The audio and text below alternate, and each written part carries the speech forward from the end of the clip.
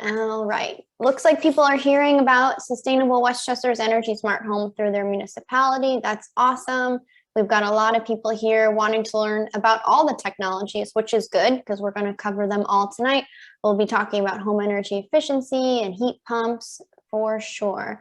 And I love to see what people are motivated about. Why did they attend this webinar tonight? So it looks like a lot of folks are interested in eliminating fossil fuel usage in their home and also wanting to lower their energy bills. And it's great how those two things go together.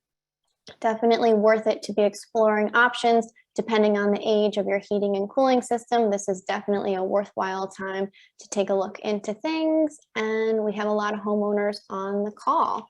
Great stuff. So let us dive right into the webinar, and I will introduce myself. Hi, everyone. I'm Lauren Bryce. I work at Sustainable Westchester on our Energy Smart Homes and Grid Rewards programs, and I'm really glad to be joined tonight by my two assistants, Amy and Elena here, and we also have our wonderful contractors with us that will be presenting, Lexi, Mark, Corey, and Giovanni. And I think we're going to start off with some remarks by Mayor Tom Roach from the city of White Plains. So, hi, Mayor Roach. Thanks for being on the call. Hi, Lauren, and I appreciate the invitation, and I'm very happy to be here. We're getting another reminder now of, in addition to the climate damage that fossil fuels do, they're unreliable in terms of availability, and so we need alternative energy, but we also need to figure out how to save the energy that we do use. And Lauren knows that my gripe has been that it was hard for people that wanted to go into cleaner heating and cooling. It was hard for them to get information on what incentives were out there. And so I think this is a wonderful step. And I'm not going to say anything else because I'm actually here to learn tonight. So because I have been wanting to do this at my own home. So I figured, wow, what a great opportunity. So thanks for having me. Great. Thanks for joining. And like I said, it's wonderful that everyone is here. We have so much great information to share. So without further ado, let us get right into the slideshow presentation and we will take it from there. Everyone can see my screen okay? Great. All right. So just a little bit of information about Sustainable Westchester. We are a nonprofit organization comprised of our member municipalities, and it's our goal to provide sustainability programming to help ensure a better future for our communities. And pretty much every single municipality, including Westchester County itself, is a member of Sustainable Westchester. And that means as a resident of these municipalities, you can access the programs that we are talking about tonight. And I know that there's people from all over the county calling in to this webinar. If you have Con Edison as your utility or NYSEG as your utility, we'll be providing information about the rebates and incentives in both of those utility territories, and happy to share much more information about the other programs that we offer at Sustainable Westchester. So we are going to be focusing most of the night on Energy Smart Homes. At the end of the call, I'll give a quick shout out for our Grid Rewards program. But if you have any questions about Westchester Power, perhaps you already are a customer of Westchester Power, you might not even know it, you might be receiving clean energy to your home through Sustainable Westchester's Westchester Power Program. We serve over 115,000 customers in Westchester County. If you're not already signed up for community solar, it's a great way to save 10% a month on your utility bills. This is for people that do not have solar panels on their own home, but you still can support the growth of local renewable solar with community solar.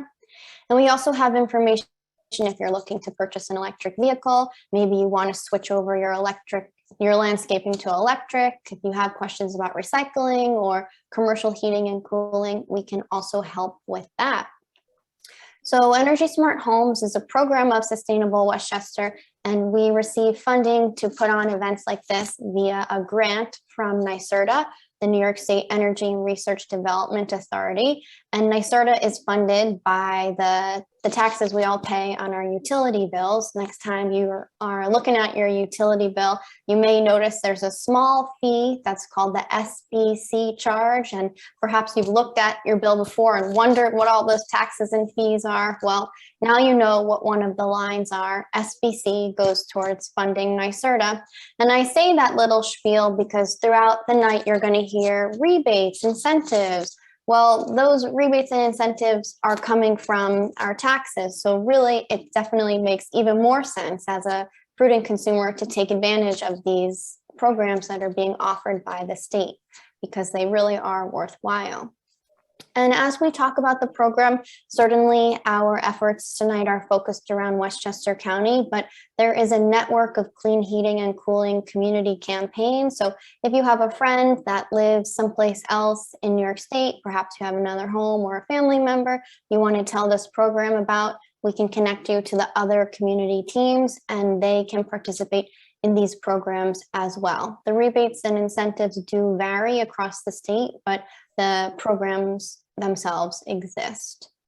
Okay, so without me blabbing on too much, we're going to get right into a short video of a homeowner in Sleepy Hollow. His name is Dave, and he is going to be talking about what he did in his home as far as installing air source heat pumps and home energy efficiency.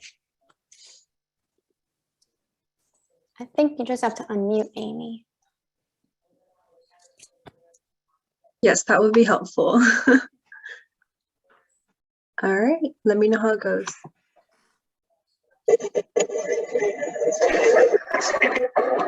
Technologies that heat pumps or mini splits.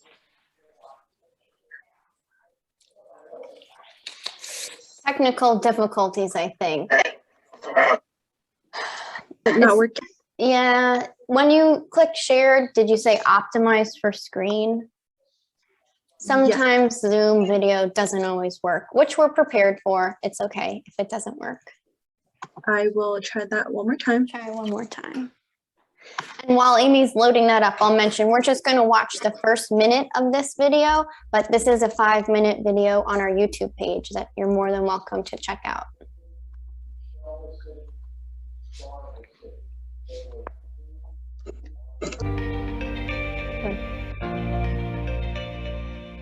My name is Dave Ahrens. I live in Sleepy Hollow. The technologies that I have in my house are, we have heat pumps or mini splits. We use them mostly for air conditioning. We've been using some of it for heat recently. And we also have solar panels that help provide us with electricity so that we don't have to pay for electricity from Con Ed or from any other service. Our heat pump system is a sort of a 4-unit system where we have 3 small units that are in each bedroom. So we have a 7,000 BTU in 3 bedrooms on the second floor. And then we have an 18,000 BTU on the first floor that cools the entire first floor. It all goes to one compressor that is outside the house. It generates immense amount of cooling and heating with the most minimal amount of energy. And that's one of the reasons why we decided to get it. One of the real pros of having a heat pump system is that it's completely quiet. It's so much quieter than regular window air conditioners. And it allows you to regulate temperature from room to room in such a way that it doesn't affect anybody else in the house. So it makes it really easy for people to get the right temperature to sleep in. And then on the flip side, even the compressor outside doesn't make that much noise for my neighbors. So with central air, it has a much stronger compressor that makes a lot more noise. And also with central air, you don't get the level of regulation that you can have from room to room. All right, so there are a couple more chapters to this video, but for now, I just wanted everyone to hear a little bit of Dave's testimonial and hear about his own air source heat pump project. So let's see, our Energy Smart Homes program is here because we are hoping to reduce emissions in New York State. So over 32% of our greenhouse gas emissions are from buildings. Hold on, sorry. And we also even though we're having this statistic about how much emissions our buildings are taking up in New York State, as homeowners and people paying electricity bills, we know that our homes are using a lot of energy because we feel that in our energy bills. So our program here sets out to help people lower their operating costs and also to reduce carbon emissions at the same time. And we do have resources for both single family homeowners as well as commercial buildings. And after this webinar tonight, you may be left with more questions. You can give us a call at the office anytime. Maybe you're busy during the day and you can't call. You can email us and we'll talk about your project. We can talk about your home and what solutions would be best for you. Another thing the Energy Smart Homes program helps with is we have an installer partner list. So on our list, there's 14 contractors that we recommend that provide the different technologies. Tonight, you'll be hearing from 4 of them. And the contractors on our list are all part of the NYSERDA programs or the utility heat pump programs, and they are vetted by our contractor selection committee annually to be on the Sustainable Westchester installer partner list. And then lastly, we try to help everyone make sense of the rebates and incentives from the utilities and from the state and from the federal government. It certainly can get confusing. The rebates are changing, or have changed recently, so it can be a lot to get a handle on, and we try to make that a little bit easier. And then the last piece of good news is a lot of the municipalities that are represented on this call tonight are competing in the Clean Energy Communities contest. So if you do this work in your home, you will be participating in a program to help your municipality earn points and funds for being a sustainability leader. And the technologies that we're going to talk about tonight are displayed here on the screen. Our Energy Smart Homes program is offering different solutions because everyone's home is different. We're going to first talk about home energy efficiency, which is likely something that most people's homes can benefit from. This is a great first step to making your house energy efficient. And then we look to the other heat pump technologies. If it's an air source heat pump or a ground source heat pump, you'll hear why certain applications are better for a certain type of home than the other. But the point I really want to make here is we're encouraging people to switch over to heat pumps, which are electric powered devices. So instead of using your fossil fuel based system, no more oil deliveries, no more propane deliveries, you could be getting rid of your existing fossil fuel system or decommissioning it, or just not using it as much and instead switching over to a heat pump. And the idea behind this going green theme is if you're getting green electricity to your home, which many people are through Westchester Power, or perhaps you have another ESCO, and then you're heating and cooling your house with an electric powered appliance like a very efficient heat pump, you can consider yourself 100% fossil fuel free in your heating and cooling of your home, which is pretty amazing if you do ask me. So those are the technologies, and let's get right into it. So the contractors that you'll be hearing from tonight are listed on this slide. And the first technology we're going to cover is home energy efficiency. And Mark from Energy Management Solutions is going to give an overview of the NYSERDA programs and what is included in a home energy assessment. Mark? Are you maybe muted? I know you're there. I saw your picture before. Can you hear me? Yes. Very good. Hello, all. My name is Mark Graham with Energy Management Solutions, EMS. And for anyone who has maybe heard this presentation before, there are still similarities because the basics haven't changed. So I'd like to go through just a few points before we run through the slides. That way the slides will actually mean more to whoever's viewing them here. Some of the basics, and they're all obvious, but it's good to state them anyway. Heat and cold. Heat is always moving toward cold. So in other words, in the winter, the heat is working its way out of your house. In the summer, it's trying to work its way in. Another one, up to 85% of heat loss is up through the top of the building. And in the winter, the entire house is involved in the heat, this heat motion. The entire house is involved in the winter. The heat leaves at the top, pulls in at lower parts of the building. In the summer, it's essentially the top of the building getting irradiated by the sun because one, it's rather common. One can go to the second floor of a house during a heat wave, and many times it's warmer than the first floor. And of course, the attic is quite hot. And also during a heat wave, one goes down in the basement, it's rather cool. So in the summer, it's essentially the top of the building. In the winter, it's the entire building. So another part, the thermal boundary, which is between the conditioned and the unconditioned space, is made up of two parts. One part, we all throw the word around, insulation. It's usually some sort of fiberglass or other itchy kind of substance. The difficulty with insulation only in a house, which is what we find much of the time, is air flows through insulation.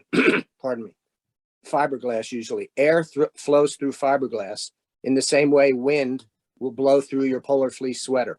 You need a windproof barrier or a windproof shell over your polar fleece. In the same way, an ideal analogy in a house, you need an airflow boundary. And that's what's meant by air sealing. So those two halves together, air sealing and insulation together, make an ideal thermal boundary in a building. So the slide that is now up, it talks about different parts of the top of the building there. Those arrows are essentially talking about airflow. The warm air, and again, I'll talk winter. The warm air is leaking up and out of the building, and it's pulling in. The air is being replaced by cold air in the lower parts of the house. We've done assessments where the homeowner will say certain bedrooms, let's say on the second floor, they never heat up. They're always cold. What's happening there is the heat is leaving that room faster than the heat system can warm it. So the rate of airflow is essentially the big deal. We're known as insulation contractors, but I would venture to guess that on many of the jobs, our primary function is to slow down the rate of air exchange in and out of the house. In other words, the warm air leaving, cold air pulling in. So that's what's meant by air sealing. So we do assessments supported by NYSERDA, which are rather complete throughout the building. Some of the bullet points there on the right give an overview. The detailed list would obviously be quite long. What's the next slide? This is great. I think this is great because it's a slide that I took, and I think it demonstrates perfectly. On the far vertical wall there, we call them knee walls for some reason, even though they're taller than someone's knee. The yellow fiberglass, you see all the dark colors in the bottom half and over in that corner all the way up. What's happening there are points of high airflow over the years. Since that fiberglass has been installed, it is acting like an air filter, which is kind of depressing because that means that's the air we're breathing, but that's another discussion. That they are points of high airflow out of the building through the attic along that knee wall. And that's a perfect example. I mean, it's proof. It's essentially proof. But we also prove it with a test called a blower door, which is the standard, I understand, for the past 5 years for new houses. Anything coming online must pass the blower door test. It depressurizes the house to magnify whatever leaks may be there. So it's very helpful. So what's our next slide have here? All right, so we're up on the top of the attic, and on the upper left photo, kind of busy going on there. Off in the dark areas behind that there's little silver walls on the edge there. The workers have air sealed any penetration, any leak they can find. It looks like there's file boxes sitting out there. What they actually are boxes that are more designed, the fireproof insulated boxes that are over hi-hats, recessed lighting. Recessed cans are little air chimneys. warm air leaves through hi-hats up into the attic very easily. So that's what those boxes are out in the dark areas. And that's a walkway. They built a walk, or they left some of the plywood there to get to that window, I suppose. And then on the lower right is afterwards, we filled it with cellulose. So there's the two halves of the thermal boundary. First of all, in the upper left, we've air sealed the plane. The entire top of the building, the ideal is to have it air sealed, so the warm air molecules in the floor below cannot work their way up and out of the building. So they stay in where the second floor where we live, and then it builds down. So the living space stays warmer, and the air rate doesn't exchange as rapidly or anywhere near as rapidly. The lower right is after we've put the blanket in the cellulose. So there's the other half of the thermal boundary. So air sealing and insulation together horizontally on this attic floor. And that's what it looks like when it's done. Okay. Okay. Pull down stairs or attic hatches also. They're also air chimneys. Warm air goes right up and out. They're not sealed at all. We build a box, as you can see, sort of tipped over there. That shiny box is made out of a commercial roofing foam board called polyisocyanurate. Every inch of it is R7, which is a very high insulation value, but the real stunt is air doesn't flow through it at all. So it air seals, and there's a soft rubber gasket around the bottom of that box there. We call it a thermodome. And it essentially sits on top of the folded up pull down stairs. When they stick up into the attic, this box sits over that. It's only about 3, maybe 4 pounds max. So it's very easy to move, and it works great. And it's a very microsurgery way to fix the air leaks around pull down stairs. And there on the lower right, there's another example of a walkway that was left to get to an air handler with the insulation off on the left and right side. Okay. Walls. Sometimes walls are not very well insulated, or maybe more than sometimes. Cellulose is a very nice product that we use probably much more often than fiberglass. It's recycled cardboard treated with boric acid. The reason they treat it with boric acid, nice side benefit, bugs and mice don't like it at all. Main reason, it's a very strong fire retardant. Another reason we use it is in confined spaces, like within a wall between the vertical studs. We consider that a confined space. We put the hose through the wall and put the hose down the bottom, and we fill up that tall rectangular cavity, and we compact the cellulose. We call that dense pack. And a nice quality of cellulose is when you compact it, air doesn't flow through it hardly at all. So we're getting to air seal an enclosed space rather than tear the whole house apart. So it's nice. It's microsurgery. Also, of course, it adds R value, which is how we measure insulation value. So it insulates the wall, and it essentially air seals it. That's the way we deal with walls. On the right side, that's a basement. And there's a product that we can put in on bare concrete walls. It is an insulation foam board, and you see those vertical black lines. They're hard plastic, but they're performing the function the same thing as a wooden stud. So we can put this insulation up, and it's as if we've framed the wall as well. And then all the homeowner has to do is put up sheetrock. So it's very easy to finish a basement and have the walls insulated without going through all the stud framing. You just put this stuff up, and you've got the framing right there to put the sheetrock. So that's what this product is on the right. Okay. Now, what's very nice in the current moment is that there are a number of incentives. The Comfort Home incentive for Westchester or Con Ed folk, anyway, is $1,000 when one does attic air sealing and insulation, attic air sealing and rim joist, et cetera, et cetera. Con Ed has now jumped in, and they have $1,000 incentive for air sealing in the attic, the rim joist, the fundamentals, basically the tops and bottoms of the building. So now there are $2,000 incentives just for the basics. Again, the top and the bottom of the building are, that's the fundamental. That's the usual work we do majority of the time. So there's some significant incentives available. And then if one gets into windows, walls and things, the incentives increase. So there's a lot more information on that, I'm sure, on NYSERDA's website. And NYSERDA has some programs to help out when folks are not rolling in dough, shall we say. The third column, I guess that would be the Assisted Home Performance Program in Westchester for a family of 4. If the household income is less than that figure, a little less than $91,000, the discount on the cost would be up to 50%. And if one makes less than, what is that, just under 63,000, it's 100%. So there's some very significant support and programs from NYSERDA. And again, a lot more information is there if one wants to dig into it.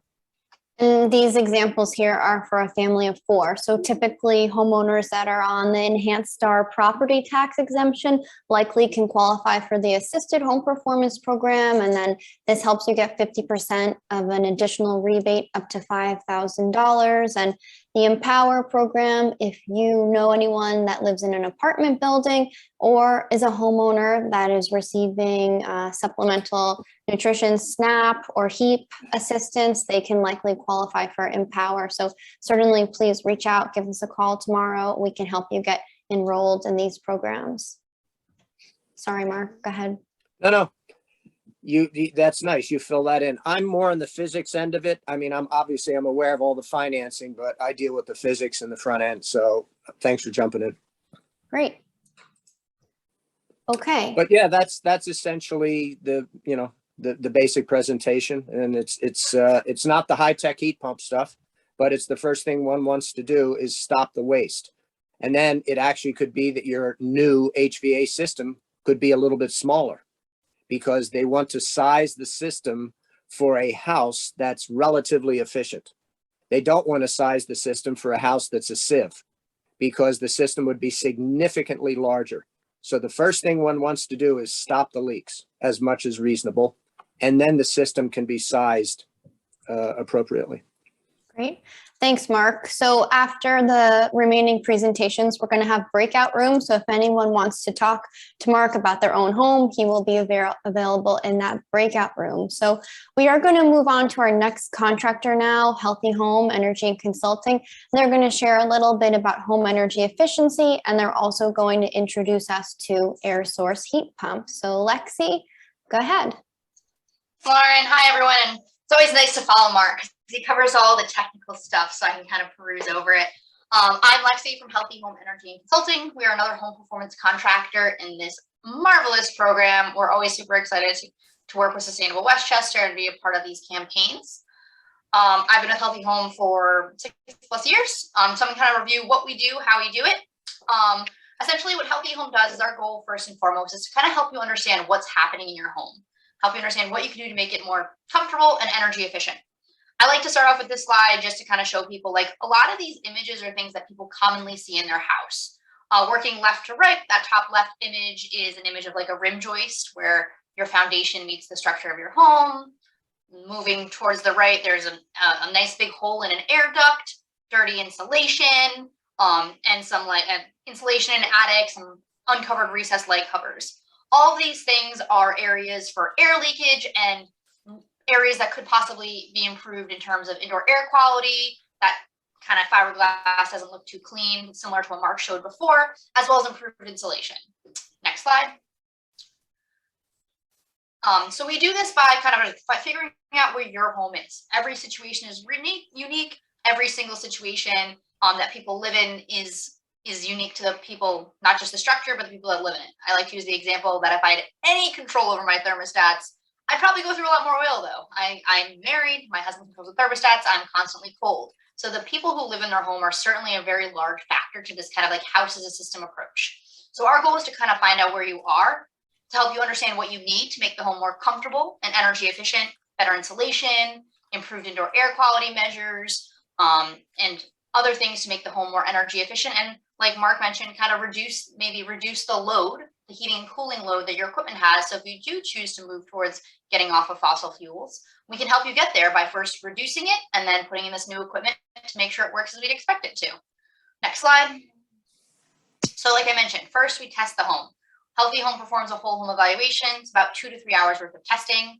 After we do all of that initial testing, we come back to our office, we create an energy model for you, we put that solution together, and we return to your home to sit down and review your solution with you. We actually give you your infrared scans, we give you all your testing results, and our goal is always to help you understand what's happening as a homeowner. We never, ever, ever want a customer just to do something because a contractor told them to do it. Our goal is to really help educate them on what's going on in the house, what they need, and what their options are. And then the next step is to take those steps, reduce the load in the home by improving insulation, reducing air leakage, and it can really help extend the life of your current equipment because it doesn't have to work as hard if there's less air exchanges. So your equipment's using fuel to condition air. If that conditioned air leaves, it has to use more fuel and kick on again and do it again. Our goal is to try and help make that happen a little less. It's not working as hard.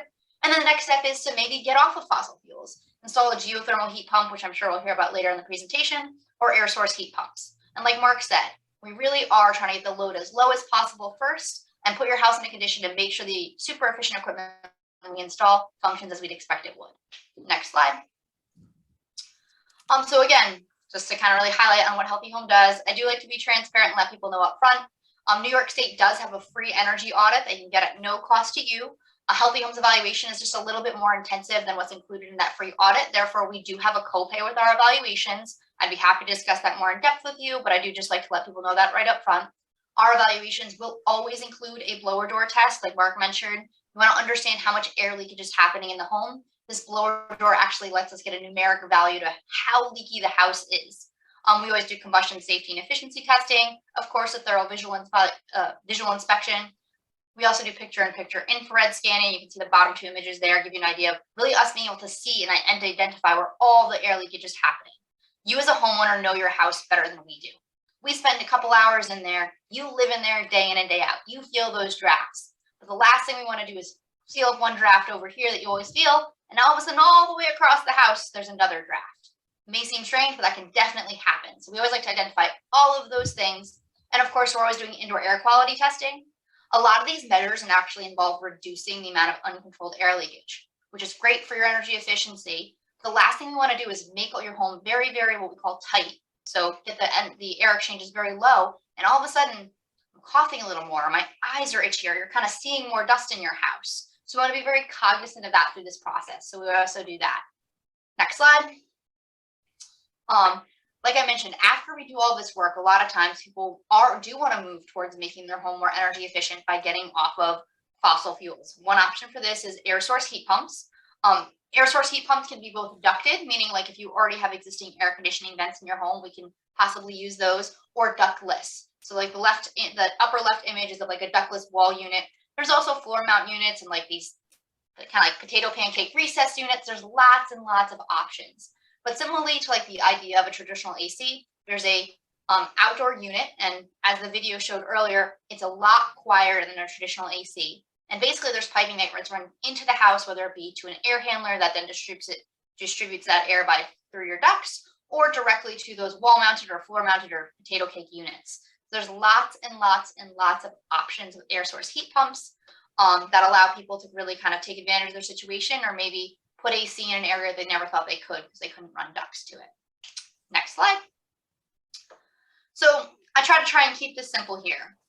The left images are kind of like traditional radiators. So a lot of ththese are a common sort of like baseboard hot water radiator. So to stop using those kind of old fossil fuel fired systems, you want to add some insulation. That middle lower image is an image of a rim joist kind of like sealed up and insulated. The image above that is actually called an attic encapsulation, where we use spray foam to actually bring the ductwork that's in that attic into what we call a semi-conditioned space. So rather than the insulation on the floor, it's actually putting that equipment into a condition where it's not quite as hot in the summer, not quite as cold in the winter, really allowing it to be as efficient as possible. So that's a good example of that. To kind of create a good situation for the new technology, the last thing you want to do is put in a super efficient heat pump to a very, very leaky house, and then your energy usage is still high because that super efficient equipment still needs to constantly run because the conditioned air is constantly leaving the home. That's what we really want to avoid. Next slide. Or is that the end of my slide? Oh, there we go. So that's just a picture of our company.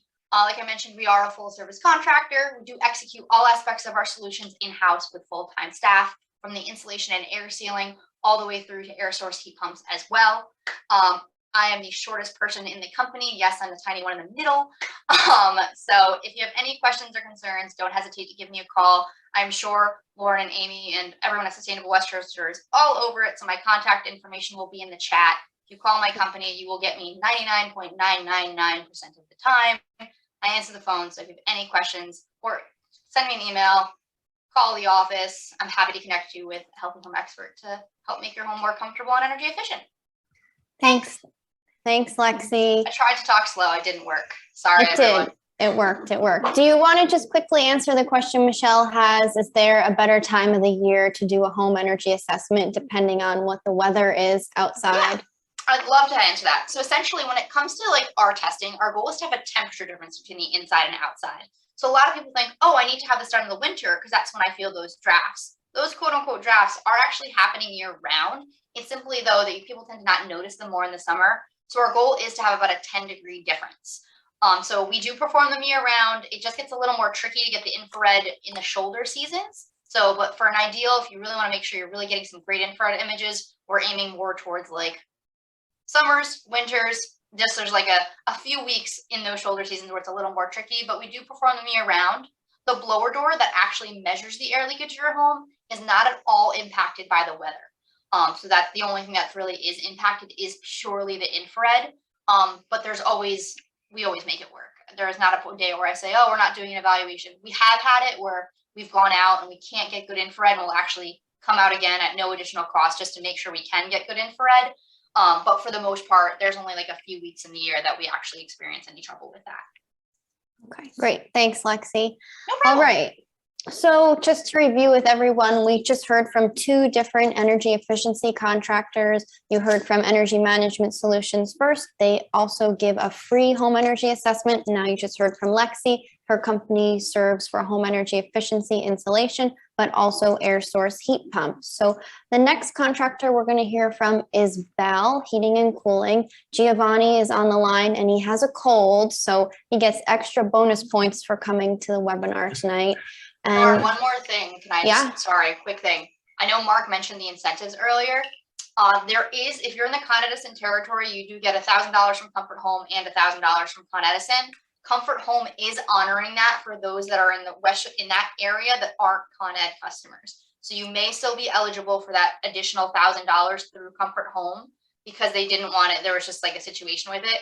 So if there are any additional questions on that, like, oh, I'm in NICEAG or I don't meet the Con Ed parameters, that Comfort Home is kind of honoring it for the entire region. So big plus for everyone. Just as That's FYI. a Sorry. great tip. No, thank you for adding that. Good. Go good stuff. Giovanni. Okay. Thank All you. right. All right, so I can go now. Hello, everyone. My apologies for not having the video on, but I am actually doing you a favor.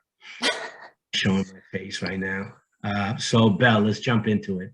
Bell Heating and Air Conditioning is a family-owned and operated company that's been around for over 4 decades, and I'm happy to say that I've known Keith for several decades, as well as I actually worked with his father when he was still running the company many decades ago. So yeah, here we are. Next slide. So let's jump right into it. Types of heat pumps. There are several types of heat pumps, right? There's the air source heat pump, really is broken up into 2 separate types of heat pumps, air source and ground source. And I will get into the ground source in a little bit, but the air source is then subdivided into ductless, ducted, and also heat pump hot water heaters. So what are the difference between the 3? This picture right here actually illustrates a ductless air source heat pump with the condensing unit sitting outside, connected to the indoor unit via the line set or refrigerant piping. And that's how they communicate. Now, when the word ductless heat pump gets mentioned and comes to mind, the first thing most people picture is a wall unit that just sits on the wall. And those things, they're extremely efficient, but you do have to kind of get used to seeing that on your wall. But there are other options. There are ceiling cassettes that actually flush in the ceiling in between the joists, and they kind of give you that central heat and AC look without the ductwork. But this is basically what a ductless unit looks like. Next slide. And this picture here illustrates the other type of heat pump, which is the ducted heat pump. It's basically the same setup as a central air conditioning system. You have the outdoor unit connected to the indoor unit. In this case, it looks like it's down in the basement. That would be the air handler, and that air handler then is distributing whether it's cold air or hot air throughout the house, being supplied by the ductwork. Now, essentially, really, what a heat pump is, just to kind of simplify it, it's a very fancy air conditioning system with a reverse valve built into it, and basically it does the opposite of what it does in the summertime. In the summertime is removing heat from your house and pumping cold air into it. In the wintertime, it will just simply remove the cold air from your house and then supplying hot air into it. And I think Mark said it earlier that the warm air wants to be where the cold air is, and that's 100% correct. The heat pump is simply recycling heat from the air, and that's all it's doing. So in the summertime, is bringing it outside. In the wintertime, is bringing the hot air inside. That's all it is, really. Next slide. And let me just add on to this quickly to say that if someone on the call already has existing ductwork in their house, perhaps they want to consider doing the whole home air source ducted system. While the ductless system is a good fit for someone that maybe wouldn't consider adding ducts in your house, maybe you have an older home and that's totally out of the question, or you just don't even want to go there, we point people towards the ductless mini splits. Yes, that's a very good point. A lot of the homes in Westchester County, because of their age, they have we have challenges with space for ductwork, or we don't want to, ruin the integrity of the structure itself. So the ductless, it's definitely the way to go in a situation such as that one. And also, there's combinations, right? Houses that have. Yeah, 100%. We do it all the time. Maybe, the top portion of your house, because you do have an attic, and the bedrooms are up on the second floor. Maybe we'll do a ducted system upstairs, and then the basement is partially underground, so it's really difficult to get ductwork down there. So we'll just do a ductless unit, and depending on the capacity of the system itself, we can actually hook both the air handler and the ductless units downstairs to the same outdoor unit. So you only have one outdoor unit supplying both systems. Next. And this is just basically illustrating the incentives that are currently being made available to homeowners throughout the state by your local utility company. In Westchester, in this case, happens to be Con Ed. Next slide.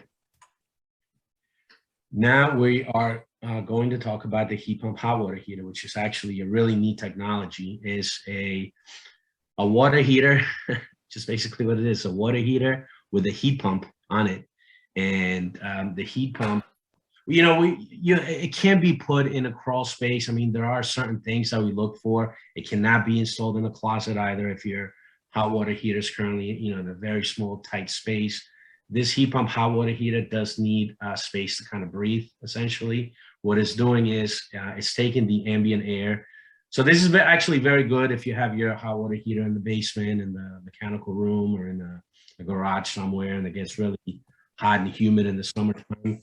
Basically what it does is it takes that heat from the ambient air and utilizes that to heat the water. So at the same time as it's heating your water, it's actually essentially acting as a dehumidification system. And then the gases from the cold water, they have to go somewhere. So essentially it also conditions that space as well. So it has a dehumidification factor into it, air conditioning factor, as well as heating your hot water. So it's pretty neat. And there are also incentives available for this technology. I believe in the Con Ed territory, you're looking at approximately $1,000 towards a heat pump hot water heater installation, which makes it extremely affordable. Plus a 30% discount for those in the Con Ed gas moratorium area on the installation. Exactly. Next slide. Okay. This is basically what it looks like. This is one of the heat pump hot water heaters that was installed. And it says right there that it costs approximately somewhere in the neighborhood of $2,500, $3,500, for a standard home. And I was charged $1,000 per unit. Yep, and they're so much more efficient. They really have a very quick payback period. What happens if someone's basement's really cold? Would this still be a good fit for them? It depends. We would really have to put ice on that. It's a little bit tricky. That's why I said if it's a crawl space or in a really cold space, it might not work. So we would really have to do an assessment of the house. By the way, if you're thinking about any of the technologies that are being presented today, definitely do your homework. You want to call several installers. We'll be happy to come out and take a quick look at your home, and that is at no cost to you, of course. So give us a call with any questions. Next slide. And this is the other type of heat pump that I mentioned earlier, is the ground source heat pump. Most people know it as a geothermal system. And the geothermal system, we can do a water to air or water to water if you want radiant floor heating. And we actually can install a ductless geothermal system for your home as well if we have difficulties installing ductwork. Next. So essentially what it's doing, I would have to say this is by far the most efficient and cleanest way to heat and cool your home, because we're essentially drawing the heat from a constant ground temperature of about 55, maybe 57 degrees. There is some drilling that's involved. We drill approximately 150 feet per ton, up to 450 feet deep. And essentially what this system is doing is, in the summertime, is taking the air, the warm air from inside the house, drawing it into the ground, and then taking that cool air from the ground and then blowing it into the house. Essentially, so as I mentioned earlier, it could be 100, 110 degrees outside or 10 below zero outside.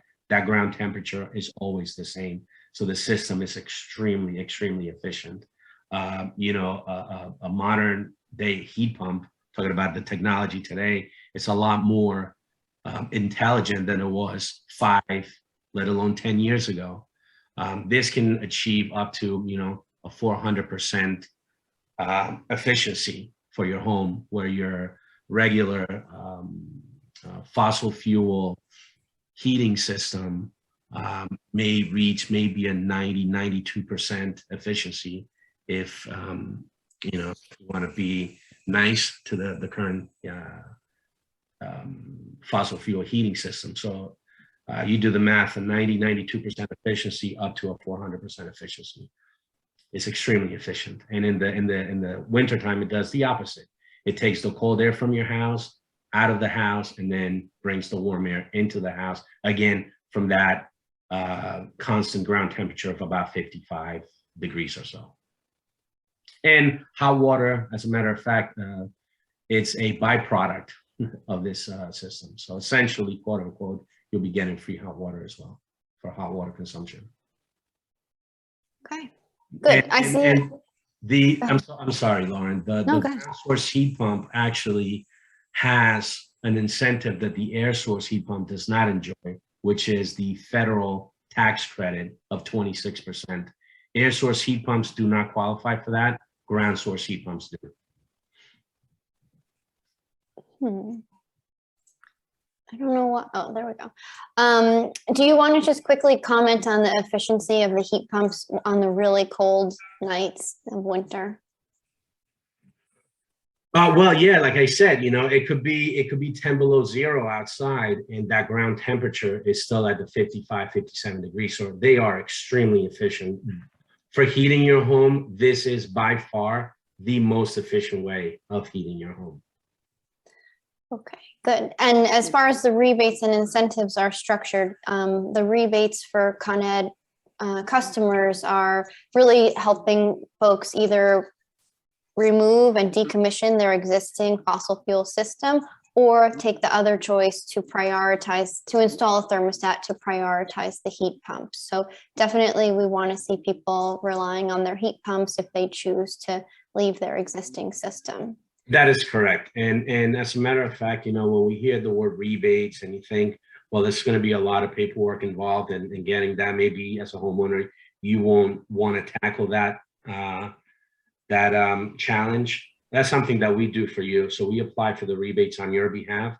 When it comes to the ground source heat pump or the geothermal system that enjoys that federal tax credit, that's something that you would do with your accountant. But as far as the Con Ed rebate, we handle all of that for you. And we will also provide you with all the proper documentation so you can file for your 26% federal tax credit as well. Mm-hmm. But if you were ever thinking about this technology for your home, quite honestly, I mean, right now is the time to really dive into it. As Lauren mentioned earlier, the incentives are basically taxpayers' money. So you definitely want to take advantage of it while it's here. It's true. Okay, thanks, Giovanni. And I know there's a lot of questions in the chat about geothermal, but we're going to hear from one more geothermal contractor who I know is going to answer a lot of those questions. That's why I'm not writing back in the chat. And I'd just like to show this picture of Jen in Katona because she loves having no equipment outdoors anymore. With geothermal, that's a great added benefit. So thank you, Giovanni. Was there anything else you wanted to say? No, not at all. If you have any additional questions that may not have been answered this evening, feel free to give us a call. Feel free to ask for me. I'm always okay. Thanks, Giovanni. Yep. So we're going to hear from one more contractor, and I just want to let people know if you're considering doing geothermal in your house, NYSERDA has the Westchester Geo Possibilities tool, and you can type in your address to see if your house would be a good candidate for geothermal. This is the preview if you type in the address, and then the next slide actually shows the payback period of doing the geothermal work in your house. And I just want to mention that this calculator actually is not as good as it could be because it does not factor in the rebates from the utility. So that link is NYSERDA Geo Possibilities. Amy, I don't know. Oh, I don't think I put the link in the chart, but maybe someone could grab Geo Possibilities link and put that in the chat so people can click it. Okay, so Corey, are you out there? Corey from Dandelion is going to be presenting the Dandelion slides. Maybe you're on mute. Let's see. Is Corey here? No Corey.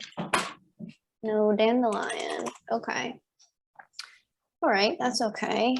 I have the Dandelion slides, and I can just point out a few. I'll point out a few things here. I just want to make sure I get the right presentation. Is there a question that we can ask Giovanni while I pull this up? Amy or Elena, do you see one?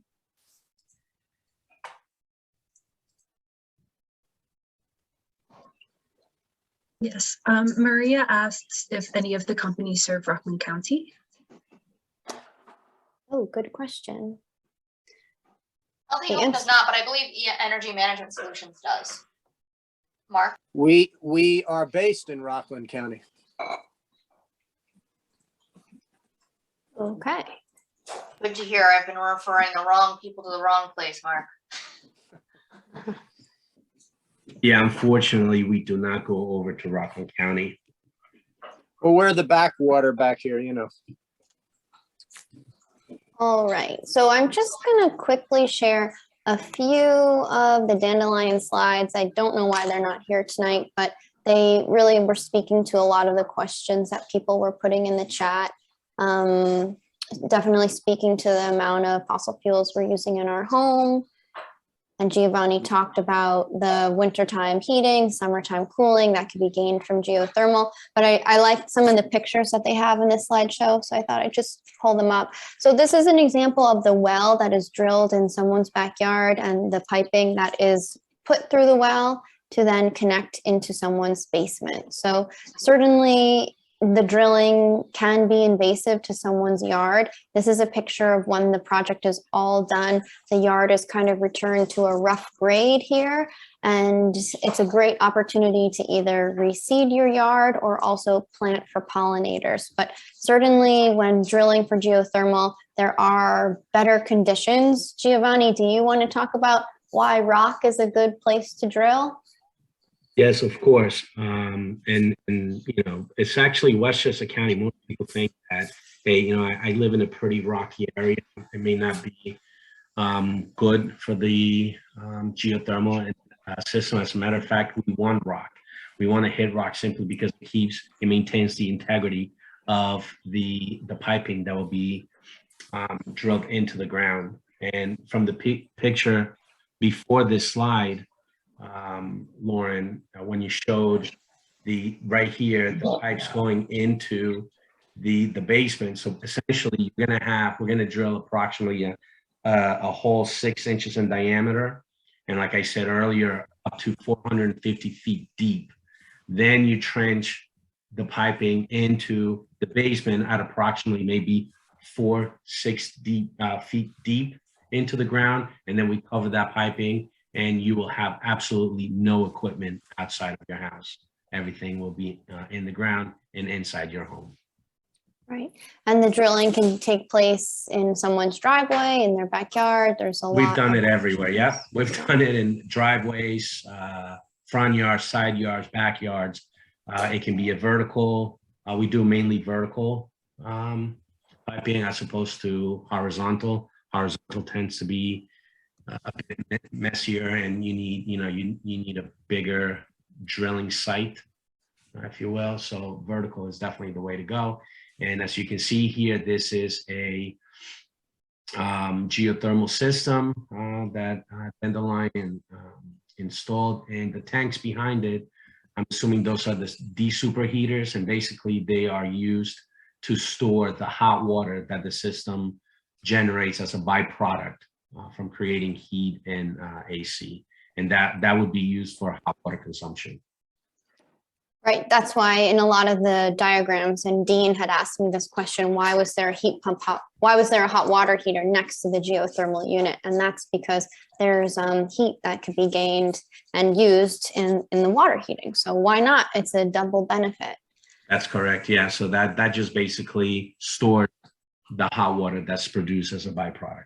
Mm-hmm. And I said earlier, essentially, quote unquote, giving you free hot water for hot water consumption. It's true. Okay, so I have to just, let's see. Okay, Giovanni, that was really helpful. Thank you. And now I just have a few notes for people. If you're excited by what you heard tonight, you're feeling like you want to explore what you heard, certainly you can take a look at the Sustainable Westchester website to get the contact information for the contractors that you heard from tonight. You can give us a call. We'll be happy to talk to you. And then the next step will be to reach out to the contractors and schedule that home energy assessment or the site visit. The contractors will present a summary of their findings, and then you can move ahead with anything that you want to choose, any of the upgrades you want to do in your house, and finally have the system installed. So I do have a couple more slides, and then we will have breakout rooms if you would like to speak to your contractor. But I just wanted to give a quick shout out for an additional program that Sustainable Westchester is promoting. Right now is the time to sign up to participate this summer. And it's kind of a nice balance to what you might have just heard for Energy Smart Homes, because that is a big ask. Having work done in your home is certainly no easy feat.